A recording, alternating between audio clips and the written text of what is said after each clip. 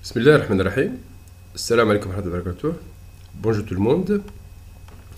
Aujourd'hui, nous allons voir un cours sur le lymphocyte T. Nous avons vu dans les cours précédents que le système immunitaire est constitué de deux principaux éléments. Nous avons les éléments protéiques, l'équivalent du matériel pour une armée, et les éléments cellulaires, l'équivalent du capital humain. Pour les éléments cellulaires, on a plusieurs types. Et ces cellules sont regroupées aussi en deux parties ou deux groupes. Donc, on a les éléments cellulaires de la réponse immunitaire innée, qui sont responsables du déclenchement de la réponse innée, de l'amplification de la réaction immunitaire innée, donc dans des phases d'exécution de la réponse immunitaire innée, et aussi dans la préparation du terrain pour développer la réponse immunitaire adaptative, aussi joue un rôle important dans la phase d'exécution de la réponse immunitaire adaptative. Ces cellules sont appelées les cellules accessoires. Les cellules accessoires, on a les plaquettes, on a les polynucléaires neutrophiles, eosinophiles, basophiles, les monocytes, les macrophages, les cellules dendritiques, les natriaquilaires. Donc on a plusieurs cellules. Et on a les éléments de la réponse immunitaire adaptative. Et les éléments de la réponse immunitaire adaptative sont caractérisés par l'expression des récepteurs moléculaires, des molécules, donc des récepteurs sur la membrane cytoplasmique, donc qui reconnaissent l'antigène d'une façon spécifique. Et là, on a deux cellules, le lymphocyte T et le lymphocyte B. Donc le lymphocyte B est caractérisé par l'expression de BCR, donc le B-cell récepteur, ou c'est une immunoglobuline de surface, cette immunoglobuline qui va reconnaître d'une façon spécifique l'antigène. Et on a des lymphocytes T qui expriment le TCR, le T-cell récepteur, c'est le récepteur qui va reconnaître l'antigène d'une façon spécifique, donc ce qui permet au lymphocyte T d'être activé, là on aura l'amplification. Donc que ce soit pour le lymphocyte T ou que ce soit pour le lymphocyte B, le rôle principal de produire ces cellules, c'est d'avoir des cellules exprimant à leur membrane cytoplasmique des récepteurs qui vont reconnaître l'antigène d'une façon spécifique. Pour le lymphocyte T, donc le lymphocyte T tire son nom du lieu de maturation. Donc le lymphocyte T bénéficie d'une formation au niveau des thymus. Donc c'est pour cela qu'ils sont appelés T. Vous êtes des médecins parce que vous avez suivi une formation à la faculté de médecine. Donc le lymphocyte T bénéficie d'une formation de maturation, de différenciation au niveau des thymus. La caractéristique principale de lymphocyte T, c'est l'expression de TCR. Un lymphocyte T donc, qui n'exprime pas le TCR, on peut pas, donc ils seront éliminés. Donc, au cours de la formation de lymphocyte T au niveau des thymus, si lymphocyte T n'arrive pas à exprimer le TCR, ils vont mourir. Donc, ce qui caractérise le lymphocyte T, c'est l'expression de TCR. On ne pourra jamais imaginer un lymphocyte T sans TCR. Les lymphocytes T, ce sont les cellules majoritaires des lymphocytes. Donc, quand on parle des lymphocytes, on a trois types de lymphocytes. Le lymphocyte T, le lymphocyte B et le lymphocyte natriaquilaire. Le natriaquilaire, c'est une cellule de l'immunité innée. Les lymphocytes T et les lymphocytes B, ce sont les cellules de la réponse immunitaire adaptative. La majorité des lymphocytes, ce sont des lymphocytes T. On a moins de 10% sont des natriaquilaires, moins de 15% c'est des lymphocytes B, le reste sont des lymphocytes T. Donc, on a plus de 70% donc, des cellules qui sont des lymphocytes T. Les lymphocytes T ont trois fonctions principales, ou trois fonctions efficaces principales. Donc, une fonction exercée de façon directe, c'est la fonction de la cytotoxicité. Donc, c'est la fonction cytotoxique. Les lymphocytes T cytotoxiques sont responsables de détruire les cellules modifiées. Les cellules modifiées, ce sont les cellules infectées par les agents pathogènes, virus, parasites, bactéries, ou les cellules cancéreuses et ces cellules modifiées, cancéreuses ou infectées portent un danger pour l'organisme, il faut les éliminer d'une façon spécifique. Qui est responsable de l'élimination de ces cellules modifiées? C'est bien les lymphocytes T, c'est toxique. Aussi, les lymphocytes T exercent deux autres fonctions, mais d'une façon donc indirecte, par l'intermédiaire des cytokines. Et les cytokines, ce sont les molécules solubles qui jouent un rôle important dans la communication entre les cellules immunitaires et entre les cellules immunitaires et les autres cellules de l'organisme. La première fonction, c'est la fonction helper. C'est la fonction qui permet le déclenchement et l'amplification de la réaction immunitaire adaptative. 1, 2, quand cette réponse immunitaire soit terminée, donc la tâche est accomplie, donc l'agent pathogène est éliminé, il faut arrêter cette réponse immunitaire. Mais qui est responsable d'arrêter la réponse immunitaire? C'est bien les lymphocytes T. Et là, on parle de la fonction régulatrice. Donc, les lymphocytes T jouent deux rôles dans le déclenchement et dans l'arrêt de la réponse immunitaire. Comme on a plusieurs types de cellules, donc on a une variété de lymphocytes T, il y a une différence par rapport au TCR. Par rapport, vous avez fait, même en terminale, les lymphocytes T8 et les T4 ou les CD8, CD4. On vous a parlé de la fonction lymphocyte helper, lymphocyte cytotoxique, lymphocyte suppresseur ou régulateur. Donc là, on a plusieurs classifications. On essaie de fusionner les différentes classifications en une. Je commence par une classification selon le TCR. Parce que le TCR, c'est quoi un TCR? Le TCR, c'est un récepteur qui va reconnaître l'antigène. Et ce récepteur, il est formé soit d'une chaîne alpha et la chaîne bêta, soit la chaîne gamma, la chaîne delta. Un lymphocyte T n'a le droit d'exprimer qu'un seul type de TCR. Soit un TCR qui est formé d'une chaîne alpha, bêta, soit d'un TCR qui est formé de la chaîne gamma, delta. Donc, le premier TCR découvert, c'est le TCR gamma-delta. Donc, le TCR, c'est des molécules membranaires formées de deux chaînes, soit la chaîne alpha et bêta, soit la chaîne gamma et delta. On ne pourra jamais trouver, par exemple, alpha avec gamma, ou par exemple, delta avec alpha ou bêta. Soit gamma avec delta, soit alpha avec bêta. Et un lymphocyte T n'a le droit d'exprimer qu'un seul type, soit alpha-bêta, soit gamma-delta. Et là, on a deux types de lymphocytes T. Les lymphocytes T gamma-delta et alpha-bêta. Les lymphocytes T gamma-delta, ou le gamma-delta, je vous ai dit, c'est un TCR qui s'appelle aussi le TCR numéro 1, le TR1. Si vous trouvez dans les anciens livres, TR1, c'est le récepteur de lymphocyte T numéro 1, parce que le premier qui a été découvert. Et quand vous avez fait les lymphocytes, on vous a dit qu'on a deux types de lymphocytes. On a les petits lymphocytes et les grands lymphocytes. Et les grands lymphocytes, ils ont un cytoplasme qui est large. Et au niveau du cytoplasme, on a des granulations. Les lymphocytes T gamma-delta, ce sont des LGL. Ça veut dire des lymphocytes T, oui, ce sont des lymphocytes ayant un cytoplasme large avec une granulation. Lymphocytes, donc, large granulaire lymphocytes. Ce sont des lymphocytes qui ont un cytoplasme qui est large et qui possède aussi des granulations. Vous avez fait aussi en terminale qu'on a des lymphocytes T, T4, lymphocytes T, T8. Ça veut dire quand je parle de T4 ou T8, ça veut dire que ce sont des cellules qui expriment une molécule qui s'appelle CD4 ou une molécule qui s'appelle le CD8. Les CD4, les T4 expriment la molécule CD4. Les T8 qui expriment la molécule CD8. Les lymphocytes T gamma-delta n'exprime ni CD4 ni CD8. Et vous avez fait aussi que, vous avez vu que les lymphocytes T CD4 ou les T4 ou les lymphocytes T CD8 ou les T8 exigent que l'antigène soit présenté par les molécules d'HLA classe 2 pour les CD4 plus, classe 1 pour les CD8 plus, pour que ces lymphocytes puissent reconnaître l'antigène.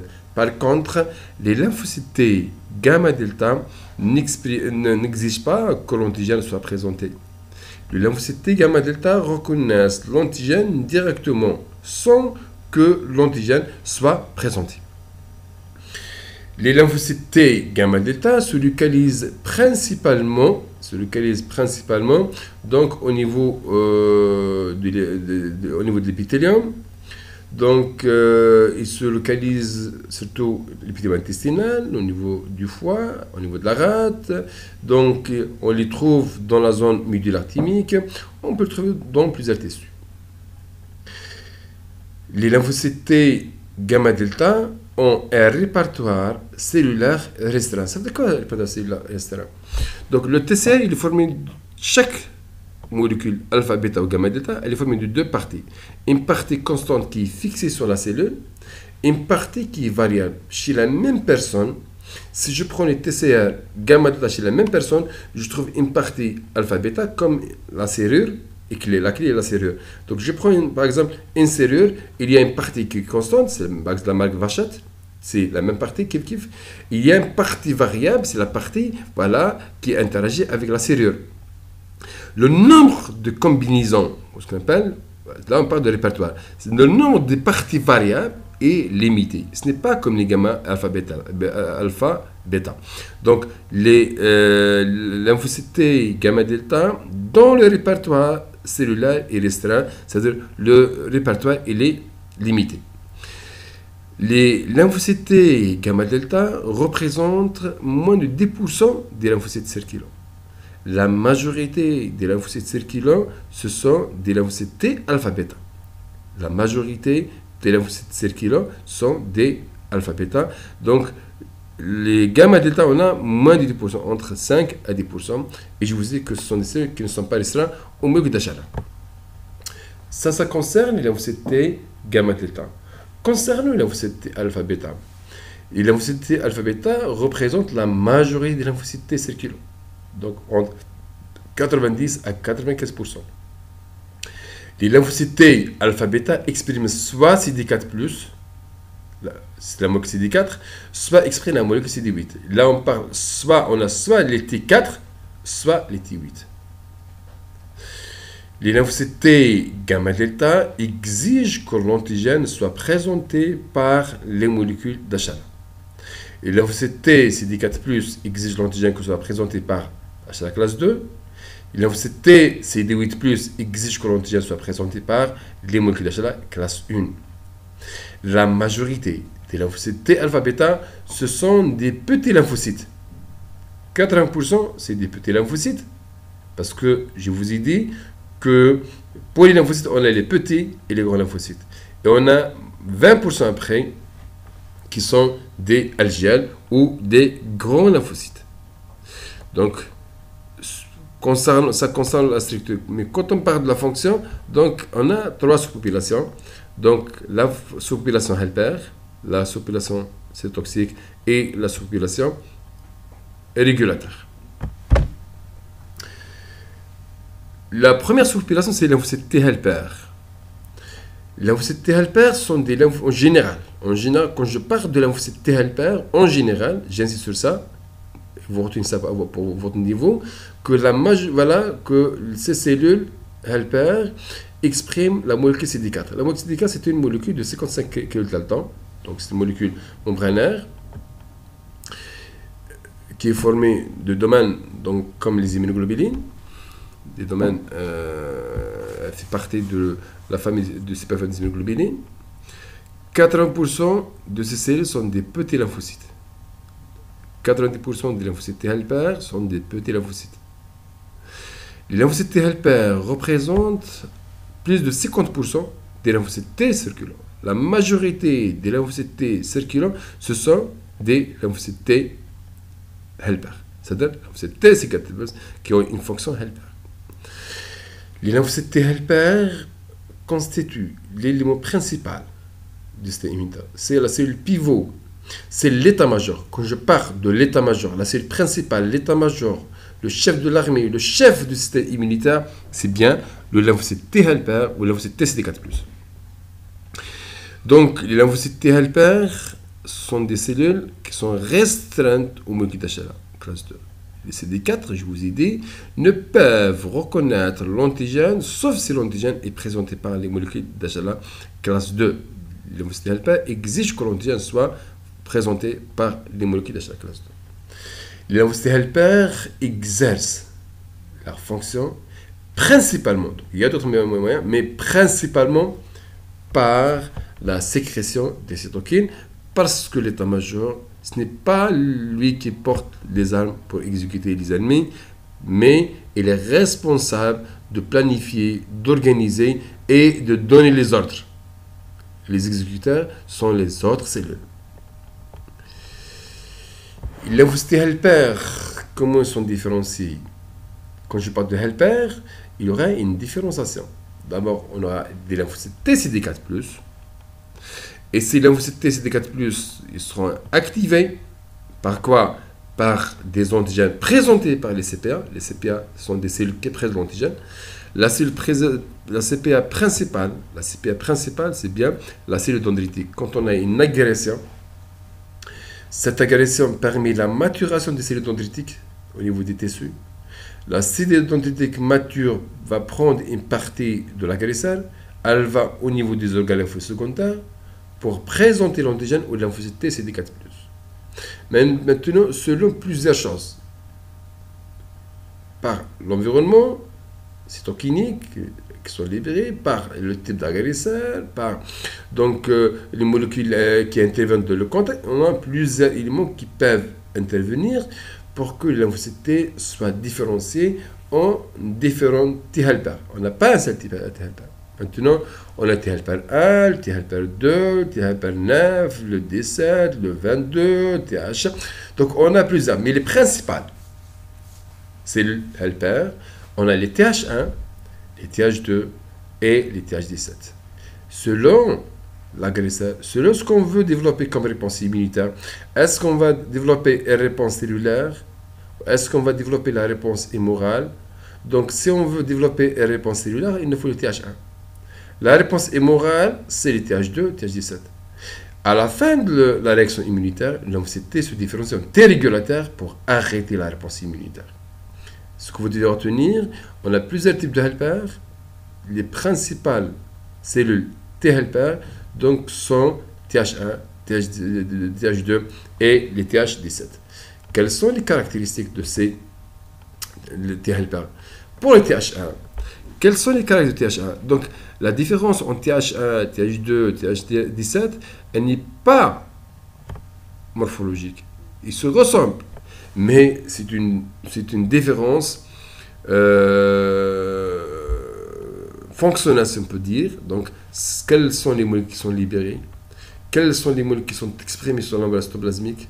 Quelles sont les molécules qui se trouvent au niveau du cytoplasme? Quelles sont les molécules qui se trouvent au niveau du noyau?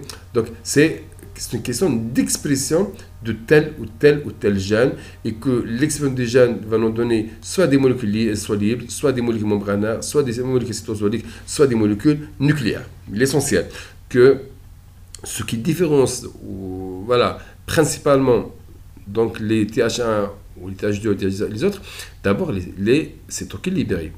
Les TH1 sont caractérisés principalement par la production d'une quantité importante de l'interféron gamma, et on sait très bien que l'interféron gamma, c'est la cytokine principale responsable du développement de la réponse immunitaire cellulaire.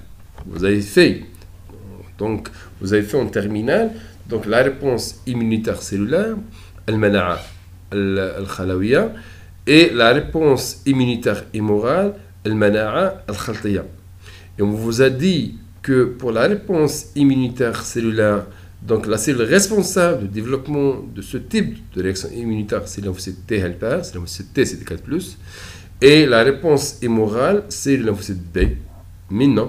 Donc vous allez voir maintenant que pour développer une réponse immunitaire cellulaire, il faut que, après la présentation de l'antigène au CD4, le CD4 se différencie en TH1. Les TH1 vont libérer principalement l'interféron gamma, aussi l'interleukine 2, l'infotoxine alpha. Donc c'est le profil cytokinique qui caractérise ce type cellulaire. Donc, et ces cellules, ou ces cytokines libérées par ces cellules, donc sont responsables du développement de la réponse immunitaire contre les agents pathogènes intracellulaires, le BK par exemple, le brucella, la cas de brucellose, la tuberculose, dans les infections virales, dans l'immunité antitumorale. Donc c'est le développement de la réponse immunitaire cellulaire. Donc, mais ça, c'est les TH1. Les TH2 sont caractérisés par la libération des cytokines du TH2.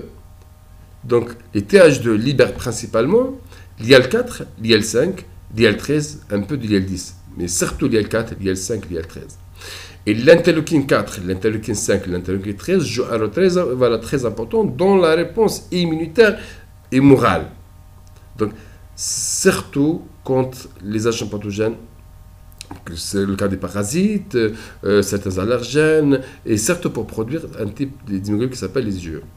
Ou dans les infections pyogènes et dans les levures, donc on a les TH17, et les TH17 libèrent l'interleukine 17, libèrent l'interleukine 23, et que l'IL17 et l'IL23 jouent un rôle important dans la lutte contre les infections beaucoup plus pyogènes.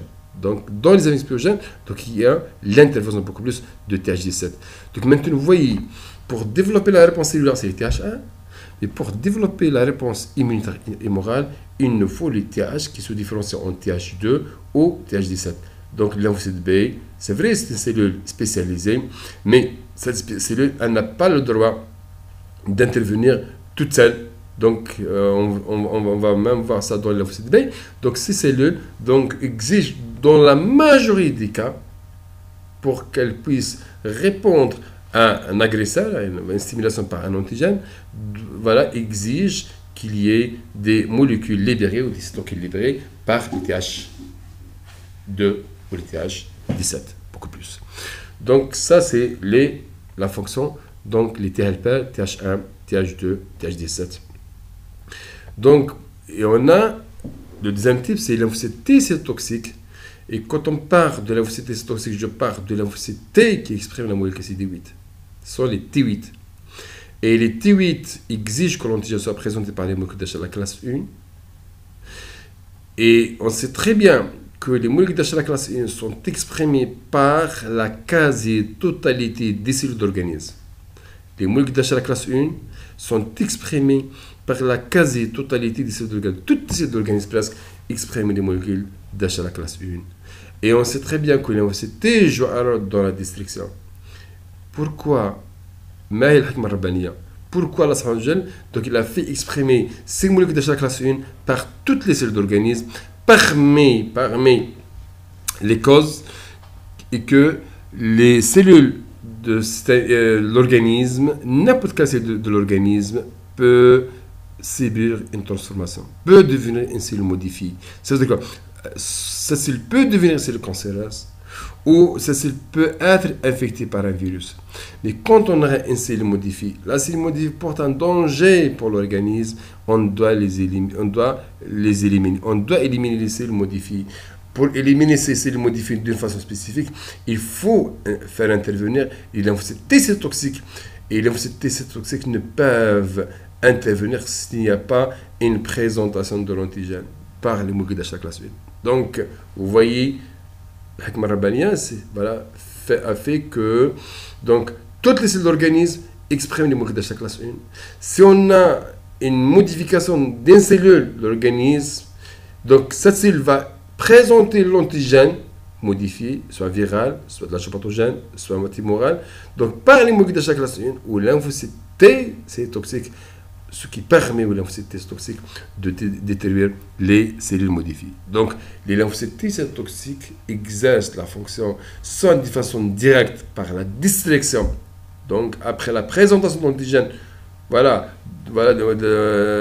l'antigène modifié, donc, et la destruction de cellules modifiées, aussi les cellules CD8+, donc ayant la capacité de produire des cytokines, certes l'interféron gamma, le TNF, l'interleukine 2, donc, et ces cytokines jouent un rôle important dans la coopération entre les cellules immunitaires. Et on a le lymphocyte T régulateur, parce qu'on a 3 types de cellules. On a parlé de lymphocyte T helper, lymphocyte T c'est toxique. Autrefois, on parlait de lymphocyte T suppresseur. Maintenant, cette appellation donc, est abandonnée. On parle de lymphocyte T régulateur. Et actuellement, quand on parle de régulation en général, en immunologie, on veut dire, c'est la suppression. Donc on n'utilise pas le mot suppression, maintenant c'est la régulation. Quand on parle de régulation, on parle d'inhibition. Pour les lymphocytes T régulateurs, on a deux types de lymphocytes T régulateurs. On a les lymphocytes T régulateurs naturels et on a les lymphocytes T régulateurs induits. Les lymphocytes T régulateurs naturels, ce sont des cellules qui sont formées au niveau du thymus. En sortant du mus, donc ces cellules ont des propriétés d'exercer cette fonction de régulation. Les lymphocytes T naïfs avant toute activation n'expriment pas la molécule CD25. La molécule CD25, on va voir que c'est une molécule d'activation pour les autres cellules, sauf les T régulateurs naturels. Donc, pour les autres cellules, quand on trouve la molécule CD25, on va dire que cette cellule est activée, sauf pour les T régulateurs. Donc, les T régulateurs, on va voir, donc, naturels, donc, sont produits au niveau de thymus. Quand ils sortent de thymus, donc, ils sont dédiés à cette fonction de la régulation. Et ces cellules sont caractérisées par l'expression de la molécule CD4, la molécule CD25. Et une molécule, c'est un facteur de transcription, c'est une molécule qui se trouve au niveau du noyau, qui est responsable de l'expression de plusieurs gènes. Et cette molécule s'appelle la molécule FOXP3. FOXP3. Ces cellules, et on sait la possibilité de produire l'interleukine 10, le TGF-bêta, l'interleukine 35, et que ces cellules jouent un rôle très très important dans la tolérance vis-à-vis les constituants du soi, de l'organisme.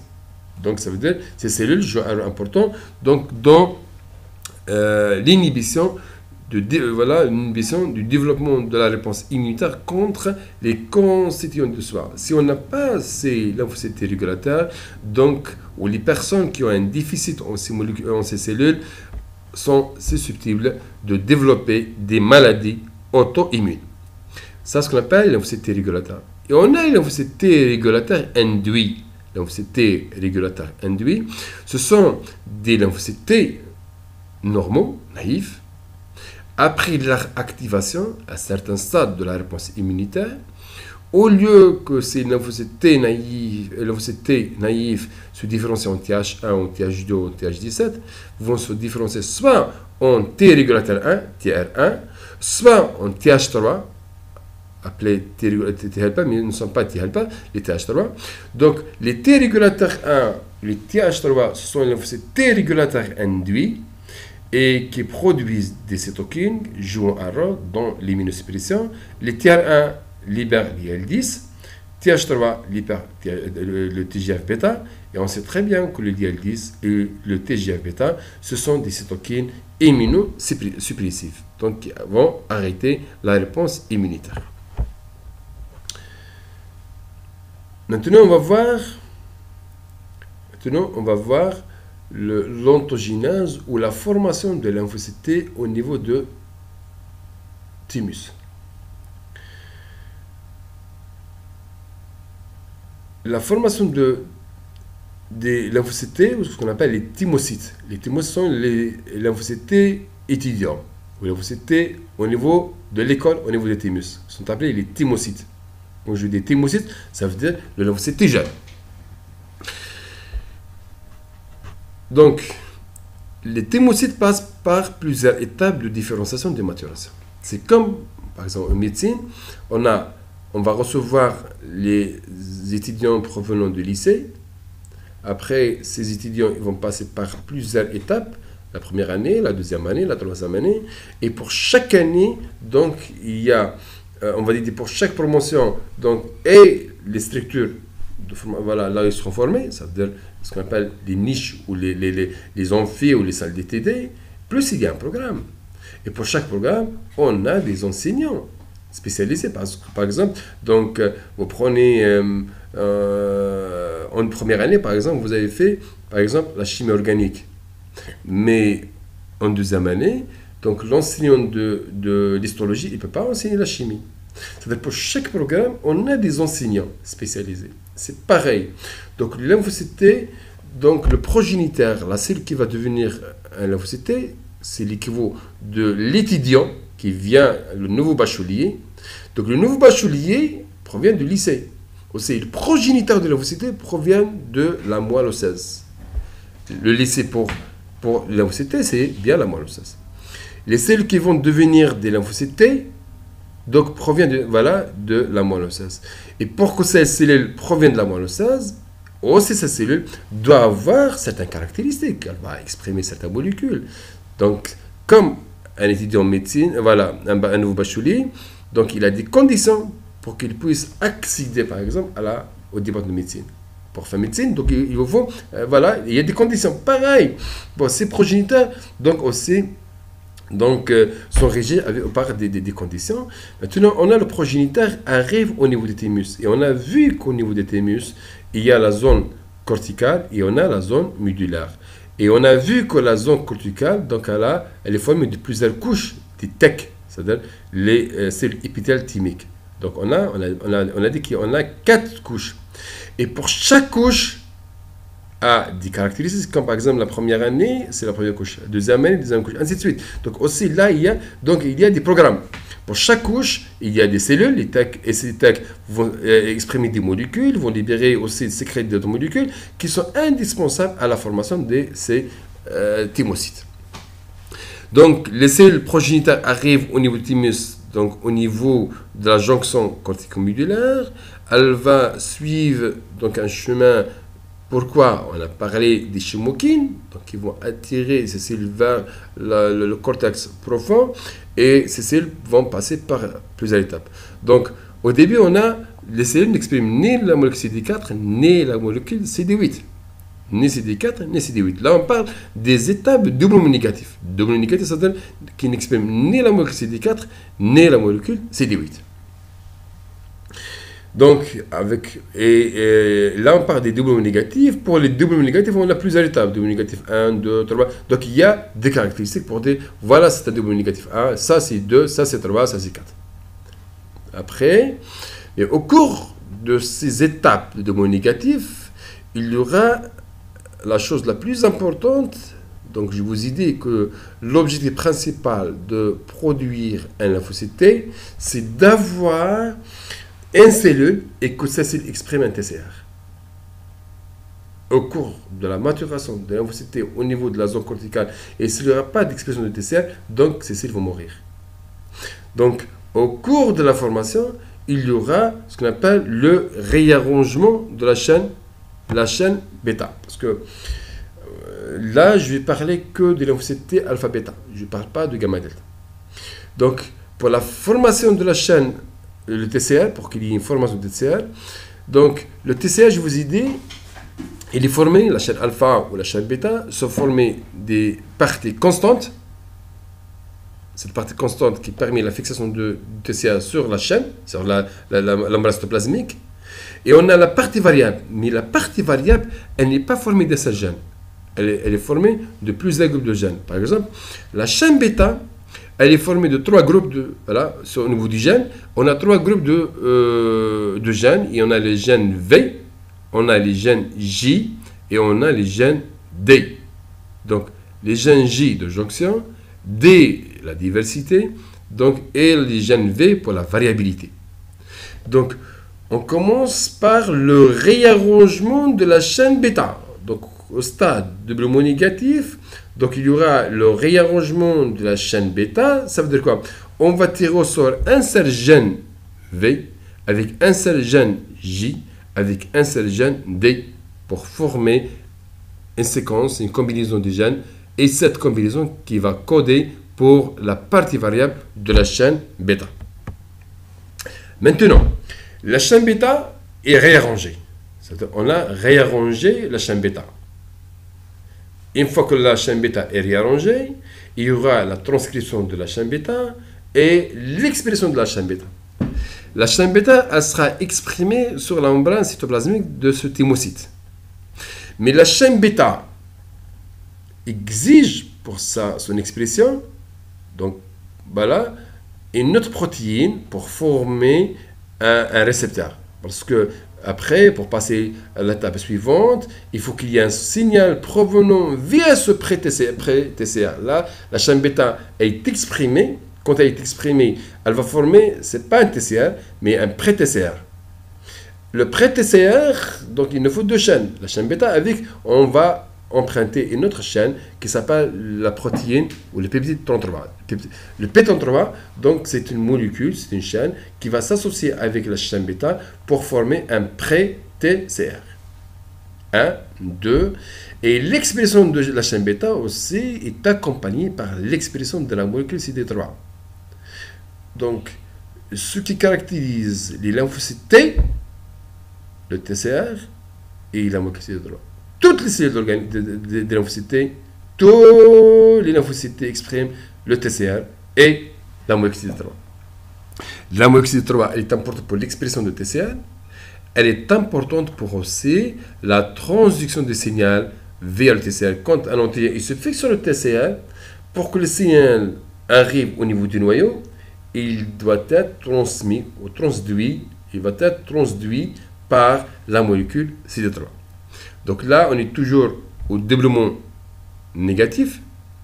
On a l'expression de pré-TCR et l'expression de la molécule CD3. Mais une fois qu'on a l'expression, il y aura un signal via le pré-TCR, ce qui permet le réarrangement de la chaîne alpha. Les gènes de la chaîne bêta sont localisés sur le chromosome 7. Les gènes de la chaîne alpha sont localisés sur le chromosome 14.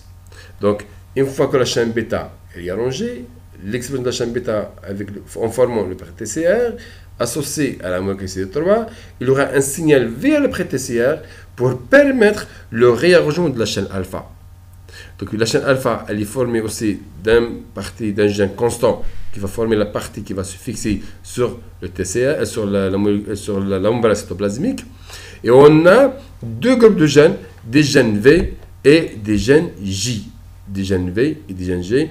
Le réarrangement, on va tirer un seul gène J et un seul gène V pour former la séquence qui va coder pour la partie variable. Maintenant, une fois que la chaîne alpha est réarrangée, il y aura l'expression de TCR alpha bêta. Le TCR maintenant, il est exprimé. Une fois que le TCR est exprimé, il y aura l'expression des deux molécules, la molécule CD4 et la molécule CD8. Donc la molécule CD4 et la molécule CD8 vont être exprimées au niveau du cortex, la zone corticale, et au niveau du cortex profond. Donc maintenant, on a les doublements positifs. Là, on parle de doublements positifs, ça veut dire que ce sont des thymocytes, c'est des lymphocytes T qui expriment la molécule CD4 et la molécule CD8. D'accord. Donc, une fois qu'on est au stade de doublement positif, il y aura ce qu'on appelle la sélection. La sélection, c'est l'examen. Donc, ces cellules maintenant qui arrivent à exprimer le TCR, donc qui expriment la molécule CD4, qui expriment la molécule CD8, donc ces cellules peuvent devenir des cellules compétentes et ils vont quitter donc, après le thymus pour accomplir la tâche de la défense. Mais avant de les libérer, avant de vous donner avant de vous donner un diplôme, donc vous devez subir une sélection. Donc cela on parle des examens, un examen écrit, un examen théorique, un examen écrit, un examen oral, ou un examen pour les militaires, un examen donc écrit plus un examen psychologique. Donc on doit voir est-ce que ces personnes-là donc ils vont pas utiliser les armes contre les concitoyens. Là, on part de la sélection. La sélection d'abord positive. Après la sélection positive, il y aura la sélection négative. On commence par un examen écrit pour vérifier les connaissances des personnes. Et après, ces personnes-là, ils vont subir un test psychologique. Donc, là, on part de la sélection négative. Il ne faut jamais donner des armes à des personnes dont le profil psychologique est perturbé. Donc, pour la sélection positive, c'est quoi la sélection positive? C'est au niveau de la zone corticale. Donc, quand on parle de la sélection positive, c'est la restriction aux molécules d'HLA. voilà, la restriction par Hachala. Ça veut dire quoi la restriction? On a dit que l'infocité CD4+, exige, au niveau périphérique, exige que l'antigène soit présenté par les molécules d'Hachala classe 2. Classe 2 du soir. Ce n'est pas des molécules d'Hachala de classe 2 étrangères. Donc, l'infocité CD8 exige que l'antigène soit présenté par les molécules d'Hachala classe 1 du soir. D'où l'intérêt de la greffe, dans les greffes, de faire les typages HLA. On ne donne pas, dans le cas des greffes, donc on ne donne pas les reins comme ça. On ne donne pas la moelle comme ça. Donc, on doit vérifier est-ce que le donneur et le receveur sont histocompatibles. Est-ce qu'ils ont les molécules d'HLA identiques ou non? Dans certaines situations, il faut qu'il soit donc l'identité totale. Pour d'autres, c'est la moitié parce qu'on utilise des immunosuppresseurs. Mais c'est l'idéal, par exemple, de donner un rein, il faut avoir une identité totale aux molécules d'HLA. Donc, il faut que le donneur et le receveur soient identiques. Ça, c'est la meilleure situation pour éviter le rejet de l'organe. La sélection positive, ça veut dire quoi la sélection positive? Les thymocytes, maintenant, qui expriment le TCR avec la molécule CD4 et la molécule CD8, c'est au stade de doublon positif. Leur TCR, il sera testé. Comment il va tester? Il rentre en contact avec les molécules d'HLA exprimées par les TEC. Les TEC, c'est les cellules épithéliales thymiques. On a parlé de ça. Les TEC, c'est les cellules épithéliales thymiques. Les cellules épithéliales thymiques vont exprimer les molécules d'HLA classe 1, les molécules d'HLA classe 2. Donc, il y aura le contact entre les thymocytes via le TCR. Le TCR, il va reconnaître, il va rentrer en contact avec les molécules d'HLA. Les TCR qui arrivent à établir une liaison très forte avec les molécules d'HLA, ces cellules vont recevoir un signal de mort et seront éliminées.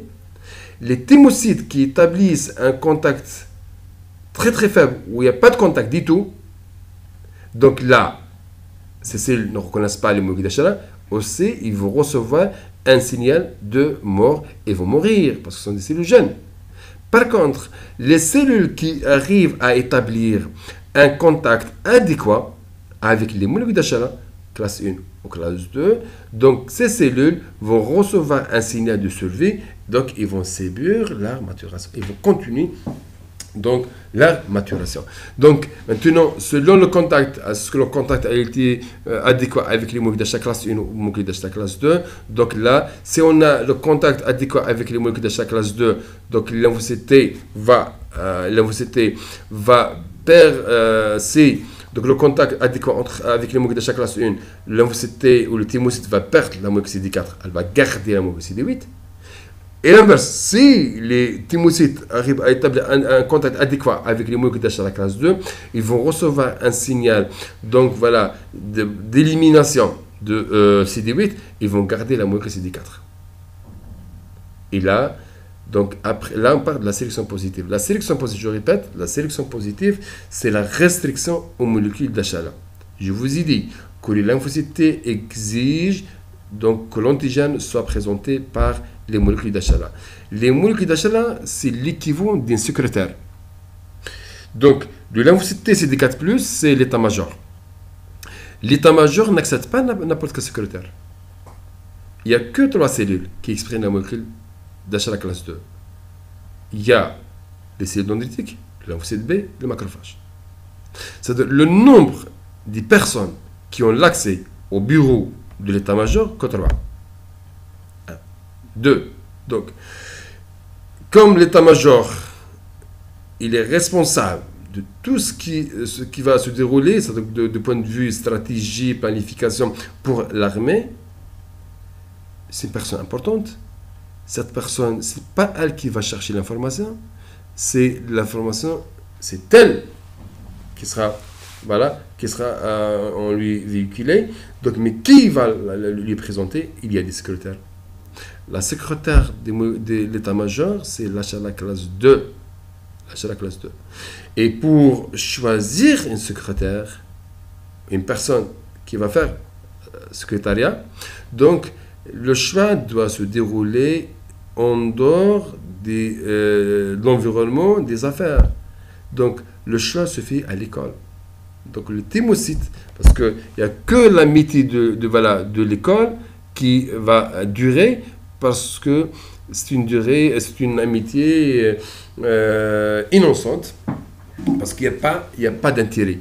Et c'est pour cela, donc les thymocytes établissent des contacts d'amitié où l'état-major ou les cellules immunitaires choisissent leur secrétaire, parce que c'est, voilà, et on aura la confiance. C'est au niveau du thymus.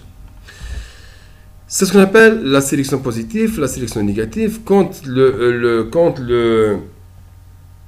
maintenant il y a une sélection positive, la sélection positive permet la différenciation. Ça veut dire que soit on aura la perte de CD8 pour avoir les molécules CD4, soit la perte de la molécule CD4 pour avoir des lymphocytes T CD8.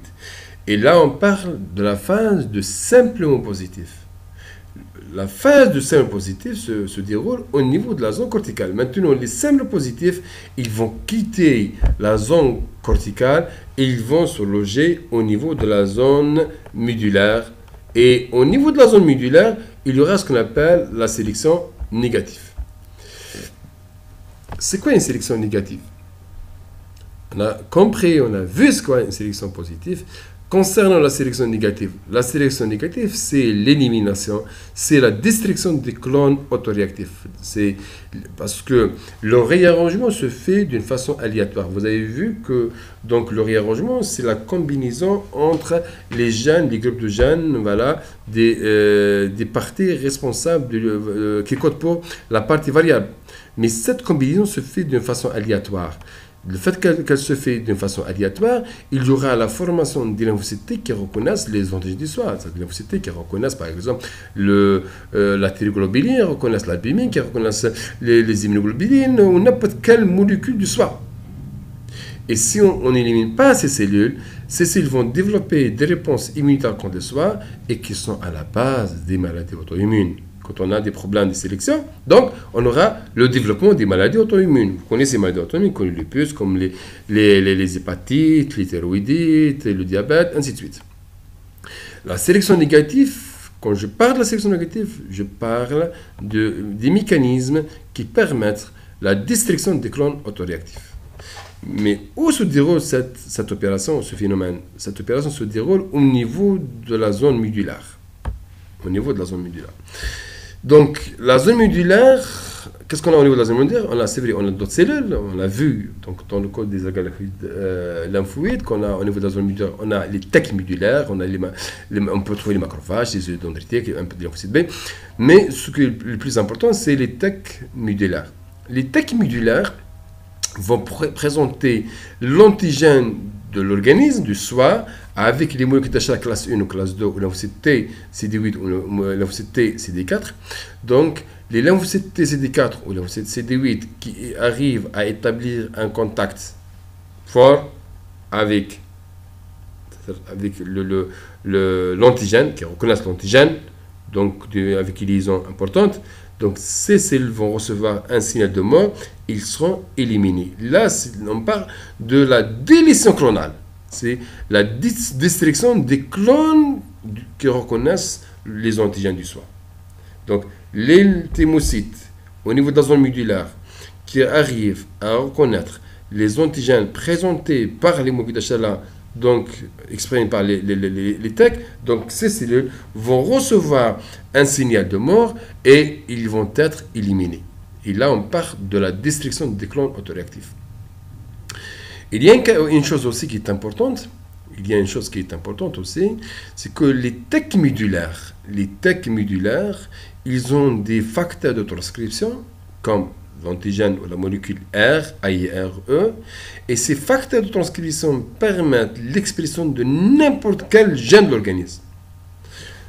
Dans les situations, voilà, dans les organes par exemple, on sait très bien que par exemple la thyroïdite est responsable de la production des hormones thyroïdiens. Pourquoi? Parce que non, la thyroïde, pardon. On sait très bien que la thyroïde est responsable de la production des hormones thyroïdiens ou de la thyroglobuline. Pourquoi?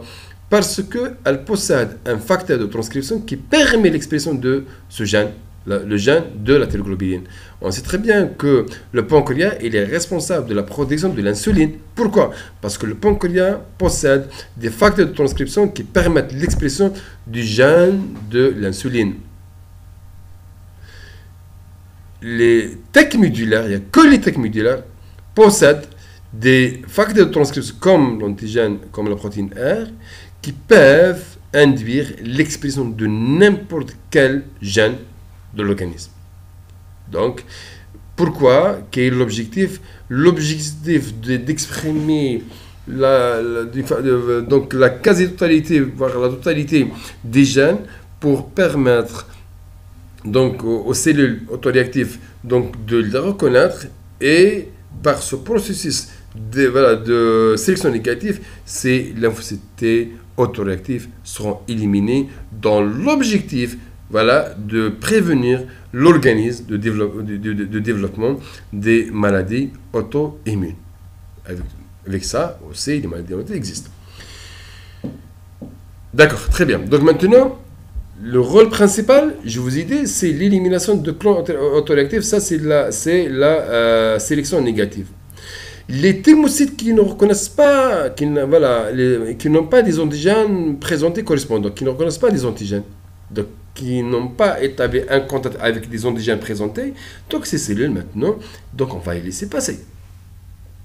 Donc, les thymocytes établissant des contacts forts avec les antigènes du soi seront éliminés par apoptose.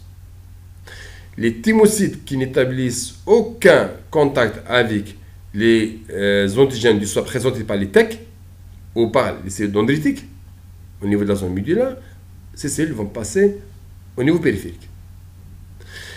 Ça nous reste une autre catégorie des cellules. L'autre catégorie, c'est que les cellules qui peuvent reconnaître l'antigène du soi, mais le contact il est très faible. C'est quand par exemple, je forme des militaires, donc je leur passé donc, un examen écrit, donc ils sont excellents, ces personnes-là, ils ont bien travaillé, ils sont excellents, mais avant de leur donner des armes, je dois les faire subir un autre test, un test psychologique. Donc, les personnes ou les militaires qui ont un profil psychologique déséquilibré, je dois les éliminer. Même après tant d'années de formation, je dois les liquider. Pourquoi? Parce qu'ils posent un danger pour l'armée et pour les concitoyens. Les militaires qui sont bien équilibrés, donc ça, je peux leur donner des armes, donc ils peuvent exercer la fonction. Par contre, il y a des personnes, ils ont un profil psychologique, mais qui n'est pas trop altéré. Ces personnes-là ont ces bien formation, il y avait des dépenses, il y avait de l'énergie. Donc, ces personnes-là, je vais leur accorder quoi? Je vais leur accorder une autre tâche. Là, on parle d'un poste aménagé. Pour donc pour le jargon militaire, c'est un poste aménagé. Aussi, les thymocytes qui arrivent à établir un contact avec les antigènes du soi au niveau de la zone médulaire, et ce contact qui n'est pas fort, ça veut dire que ces cellules ne portent aucun danger pour l'organisme, pour le constitué du soi. Ces cellules vont recevoir un signal pour qu'elles vont devenir des T-régulateurs naturels. Je vous ai parlé des T-régulateurs naturels.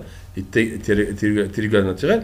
Les T-régulateurs naturels, ce sont les thymocytes qui arrivent au niveau de la zone médulaire, d'établir un contact avec les antigènes du soi, et ce contact qui n'est pas assez important, donc ces cellules vont recevoir des signaux d'expression de la molécule CD25, l'expression de FOXP3, et que ces cellules vont quitter donc la moelle osseuse, dont l'objectif, ce n'est pas de défendre l'organisme, mais ils ont un rôle dans la régulation. Donc, ils vont protéger les cancers de soi contre, voilà, donc on ne sait jamais, il y aura le développement des maladies auto-immunes. Donc, vous voyez, donc les T régulateur naturel donc, sont formés au cours de la sélection négative. Quels sont les marqueurs des lymphocytes? Le premier marqueur le plus important des lymphocytes, c'est bien le TCR. Si je trouve une cellule exprimant un TCR, je vais dire c'est un lymphocyte sans hésiter. Aucune hésitation. Parce que, je vous ai dit, l'objectif principal de produire un lymphocyte, c'est d'avoir une cellule exprimant un TCR. Le TCR, il est associé tout le temps avec la molécule CD3. Donc, le deuxième marqueur spécifique qu'on ne va pas le trouver ailleurs, c'est la molécule CD3. On ne trouve pas le CD3 ailleurs. Donc, si je trouve une cellule exprimant la molécule CD3, je vais dire que ça, c'est un lymphocyte T. Donc, la molécule CD3 joue un rôle dans l'expression du TCR. Donc, si on n'a pas la molécule CD3, il n'y aura pas d'expression du TCR, il n'y aura pas de la transduction du signal. C'est la transmission du signal. Parmi les molécules spécifiques de lymphocyte T, donc, la molécule CD4. La molécule CD4, on peut trouver la molécule CD4 exprimée, mais faiblement sur des cellules, macrophages, c'est dendritique.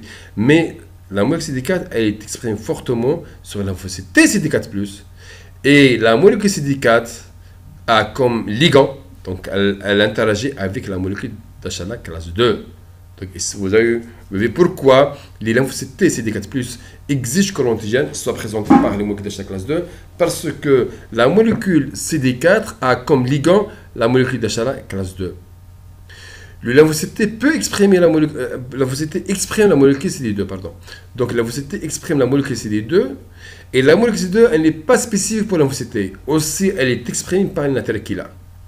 La molécule CD2 autrefois utilisée pour la séparation de lymphocyte D ou natère killer de lymphocyte B, parce que le lymphocyte B n'exprime pas le CD2 par la technique qu'on appelle la technique de Rosette, quand on rajoute par exemple les globules rouges de mouton.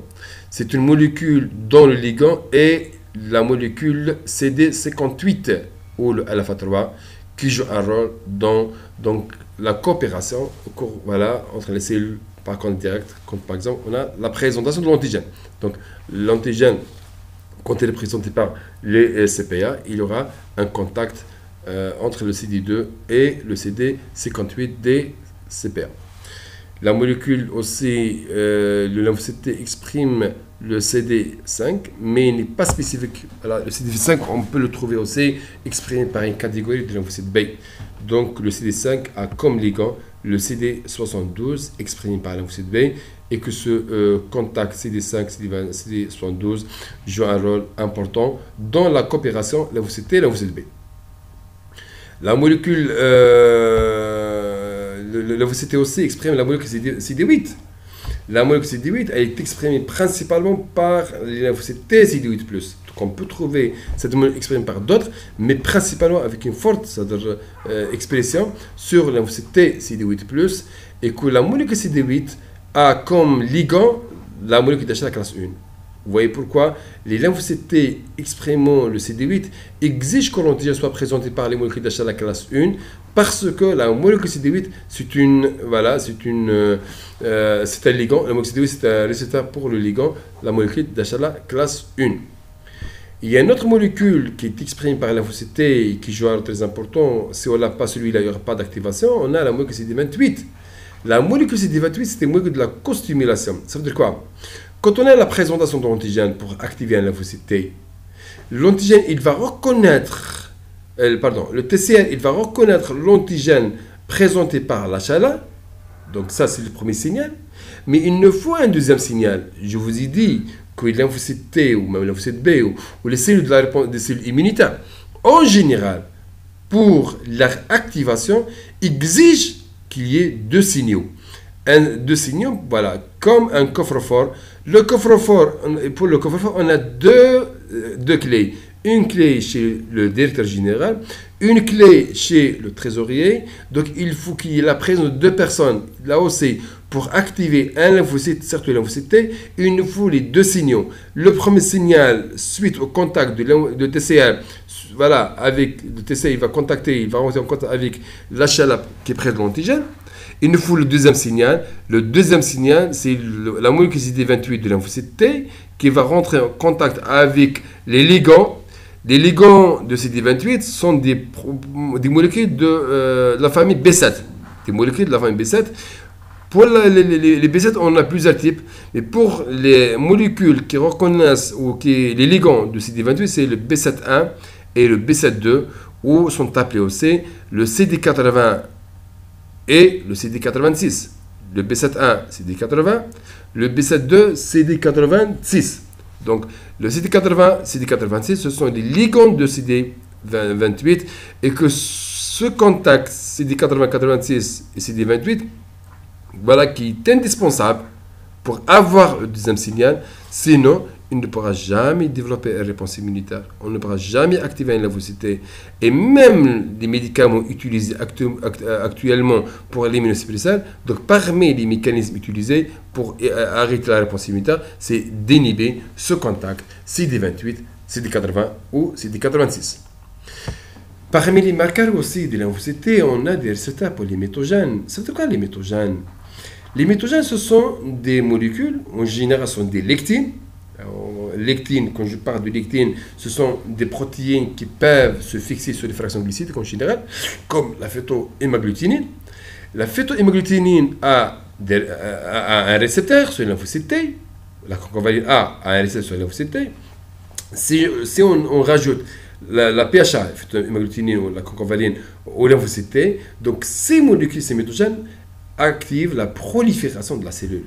Donc, active les métogènes, ça veut dire quoi? Ça veut dire qu'ils induisent la prolifération cellulaire. Parmi les récepteurs des métogènes, on a les récepteurs pour la phytohémagglutinine et la concavéline. Ce sont des récepteurs qui sont exprimés par le lymphocyte T naïf, c'est-à-dire avant toute activation. Mais aussi, on a des récepteurs donc d'activation. Ça veut dire ce sont des molécules qui sont exprimées après l'activation de lymphocyte T. Et là, si on trouve ces récepteurs, on va dire, attention, ces cellules sont activées. Parmi les marqueurs d'activation de lymphocyte T, on a la molécule CD25. Je vous ai dit tout à l'heure, quand on a parlé de T régulateur naturel, je vous ai dit que la molécule CD25 donc, est exprimée de façon constitutive uniquement sur le T régulateur naturel. Par contre, pour les autres cellules T, donc, l'expression exige une activation. La molécule CD25 correspond à quoi? La molécule CD25, c'est une chaîne, ça s'appelle la chaîne alpha du récepteur de l'IL-2. L'interleukine 2, c'est une cytokine qui permet l'activation de lymphocyte T et permet la prolifération de lymphocyte T. Donc, les LAF, donc lymphocyte activating factor, c'est l'IL-2. L'interleukine 2, elle est indispensable pour qu'il y ait une prolifération et l'activation de lymphocyte T. Avant l'activation de lymphocyte T, le récepteur pour l'interleukine 2, il est formé de deux chaînes, la chaîne bêta et la chaîne gamma. Mais le récepteur qui est formé de deux chaînes, c'est un récepteur de faible affinité. C'est-à-dire, l'IL-2 il peut se fixer, mais la liaison n'est pas aussi importante. Par contre, après l'activation de lymphocyte T, une fois que le lymphocyte est activé, c'est vrai, il y aura la sécrétion de l'interleukine 2, 1, 2 aussi, il y aura l'expression de la molécule CD25, qui est la chaîne alpha, voilà, qui est exprimée, voilà, pour former un récepteur de forte affinité. La chaîne alpha, elle va renforcer la chaîne bêta et la chaîne gamma en formant un récepteur de l'IL-2 de forte affinité. Le CD25, c'est la chaîne alpha du récepteur de l'interleukine 2 et qui est exprimé après l'activation du lymphocyte. Parmi aussi les molécules ou marqueurs d'activation, la molécule qui s'appelle le CD71. Ou la molécule CD71, c'est un récepteur pour la transférine. Et la transférine, on sait, comme c'est une protéine de l'inflammation, donc qui transporte le fer, donc c'est une protéine qui joue aussi un rôle dans la régulation des lymphocytes. Parmi les molécules aussi d'activation de la lymphocyte, les molécules d'achat de la classe 2 de lymphocyte T n'expriment pas les molécules d'achat de la classe 2. Lymphocyte B, oui, exprime les molécules d'achat de la classe 2. Par contre, lymphocyte T exprime les molécules d'achat de la classe 2 qu'après leur activation. Parmi les marqueurs d'activation de lymphocyte T, la molécule qui s'appelle le CD40 ligand. Le lymphocyte B exprime la molécule CD40. Les CPA en général expriment des molécules CD40, mais certes le lymphocyte B. Donc, après l'activation de lymphocyte T, le lymphocyte va exprimer la molécule qui s'appelle le CD40 ligand ou la GP39. Oui, la GP39. La GP glycoprotéine 39. Donc, la GP39 ou le CD40 ligand, c'est un récepteur, c'est un ligand pour la molécule CD40 qui est exprimé par la lymphocyte T et qui rentre en contact au cours de contact entre lymphocyte T et lymphocyte B, permet la formation des autres classes des immunoglobulines. Vous savez que, vous avez fait ça même en terminale, que pour les immunoglobulines, on a plusieurs types. On a les immunoglobulines G, A, E, M et D. EJD et JM sont produits au cours de la formation de lymphocyte B. Par contre, EGE, EGA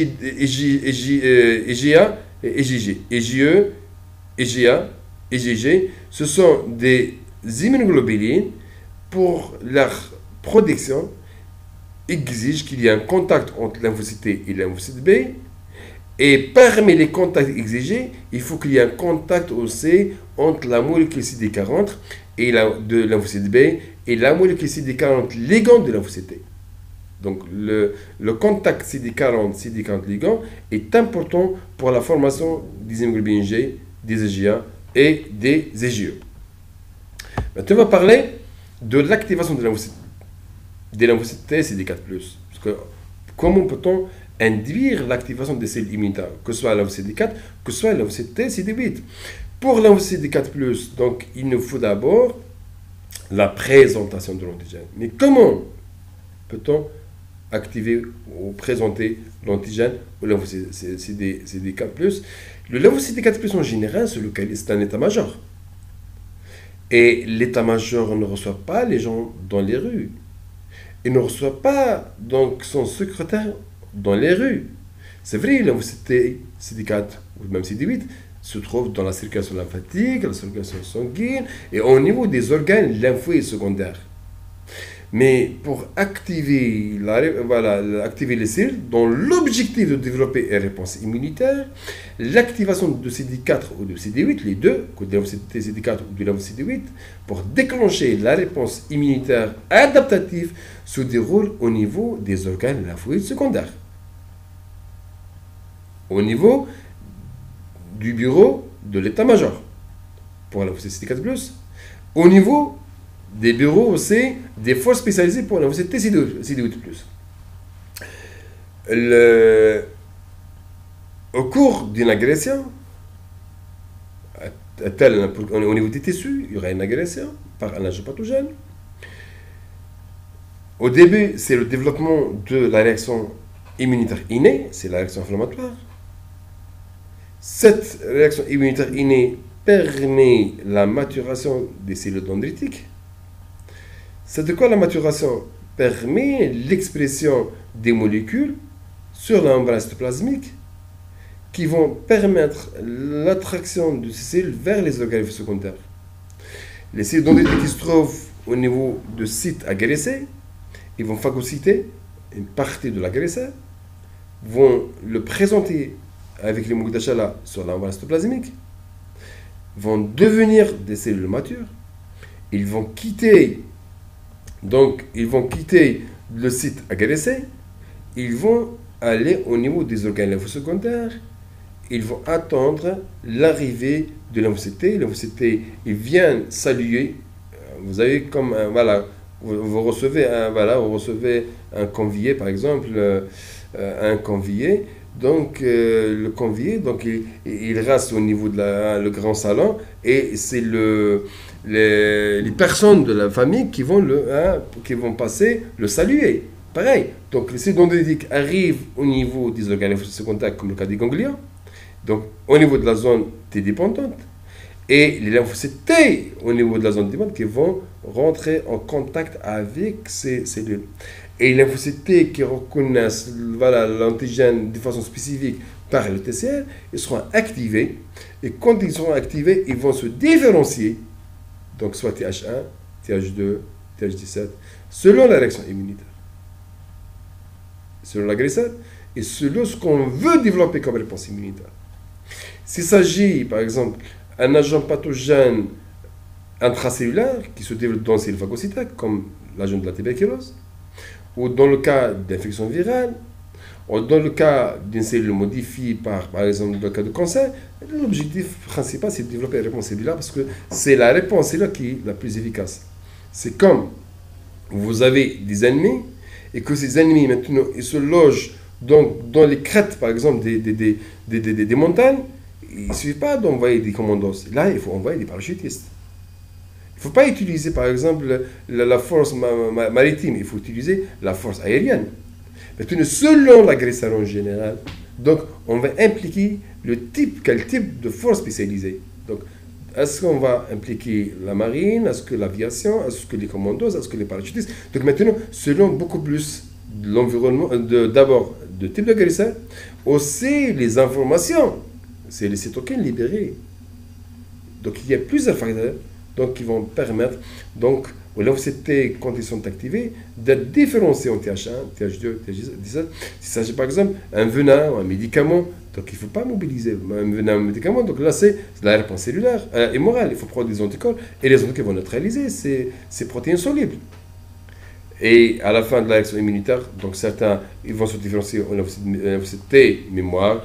Et pour arrêter la réponse immunitaire, aussi, il faut qu'il y ait une différenciation en lymphocytes T régulateur induit pour arrêter la réponse immunitaire.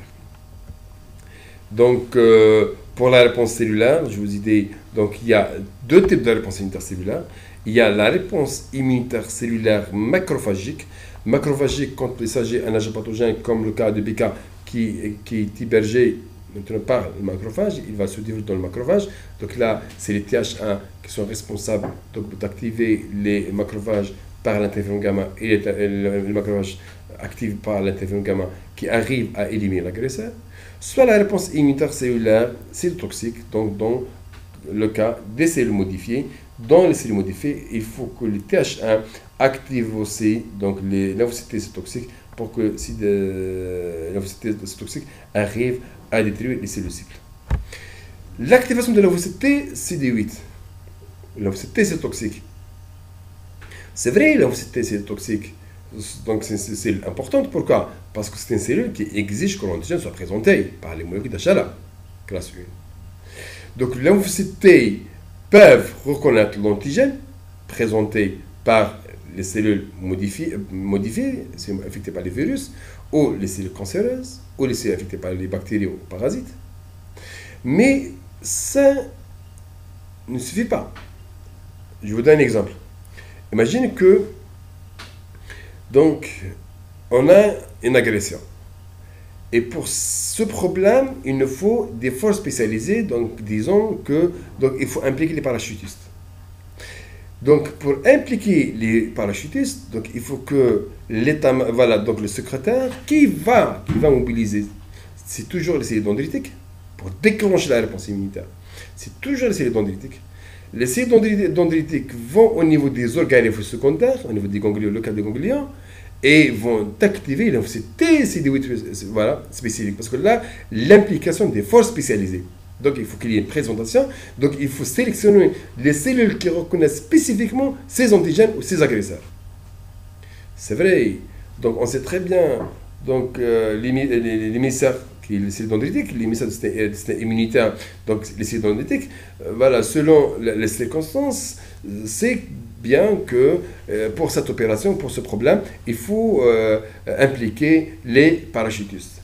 Le bureau du parachutiste, c'est au niveau d'Alger, donc il est juste à côté du bureau de l'état-major. Mais l'émissaire n'a pas le droit d'aller voir directement le responsable des parachutistes avant d'avoir l'aval. Donc il faut demander, il faut d'abord aller voir l'état-major, demande la permission pour aller présenter la situation au chef des parachutistes. Donc, les lymphocytes, les cellules dendritiques. Les cellules dendritiques, je vous ai dit, qui se trouvent au niveau de cette agression, ils vont capter l'antigène, le présenter et avec les molécules d'achat de la classe 1 et avec les molécules d'achat de la classe 2. Donc, cette cellule dendritique, elle va quitter le lieu, elle va aller au niveau de la zone T-dépendante, au niveau de, par exemple, le cas du ganglion. D'abord, il va rentrer en contact d'abord avec les lymphocytes T CD4+. Donc, ce contact avec les lymphocytes T CD4+, lui permet d'aller présenter l'antigène ou lymphocyte T CD8+. Et comme ça, on va activer les lymphocytes CD8+. L'activation de lymphocyte CD8+ exige qu'il y ait une activation préalable de lymphocyte T CD4+. Ça, c'est pour l'activation de lymphocyte T CD8. Pour les fonctions, on a les fonctions helper. On a vu que les fonctions helper, donc ça dépend de l'agresseur. Donc, il lymphocyte helper se diffuse en TH1, en TH2 ou TH17 selon l'agresseur, parce que selon le type de cytokines libérées par le T helper, donc il y aura le recrutement de telle ou telle cellule, voilà, et l'application de tel ou tel mécanisme. On a la fonction cytotoxique. La fonction cytotoxique, c'est que le lymphocyte T CD8+, pour qu'il puisse détruire les cellules modifiées, il faut qu'il rentre en contact avec ces cellules modifiées. Les cellules modifiées présentent avec la chaleur, il y a les molécules qui sont impliquées. Donc il y a ce qu'on appelle la formation d'une synapse, la synapse immunologique. Donc il faut créer un espace entre la cellule cytotoxique et la cellule cible. Quel est l'objectif? Imagine que lymphocyte T CD8+, lymphocyte T cytotoxique, possède des granulations. Dans les granulations, il y a des enzymes protéolytiques, il y a des molécules qui sont responsables de la perforation ou de la dégradation. Si par exemple, si on active le lymphocyte T cytotoxique et que les cellules cytotoxiques vont verser les contenus de la granulation, donc d'une façon anarchique, donc ces contenus vont détruire les cellules innocentes. Pour éviter de détruire les cellules innocentes, il faut que le lymphocyte T cytotoxique rentre en contact direct avec la cellule cible. Une fois qu'il y a un contact direct avec la cellule cible, il y aura la création d'un espace et que les lymphocytes T cytotoxiques vont verser les contenus de la granulation au niveau de cet espace et là il y aura la destruction. Donc dans les granulations, on a plusieurs molécules qui sont responsables de lésions. Le mécanisme le plus important, c'est donc on a un mécanisme qui s'appelle la perforation par la perforine granzyme. Dans les granulations, on a la perforine, c'est une molécule. Cette molécule donc exige pour sa polymérisation, parce qu'une fois qu'elle est libérée au niveau de l'espace, elle va s'insérer dans la membrane de la cellule cible. Et après, une fois qu'elle s'insère, elle va permettre la fixation d'une autre molécule perforine.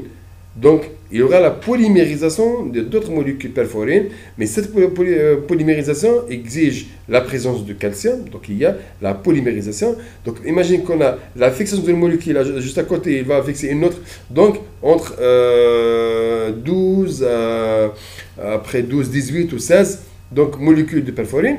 Donc, cette polymérisation permet la formation des trous. Une fois que la cellule est trouée, dans l'espace, on a d'autres enzymes granulaires, ce qu'on appelle les grands enzymes ou les enzymes granulaires.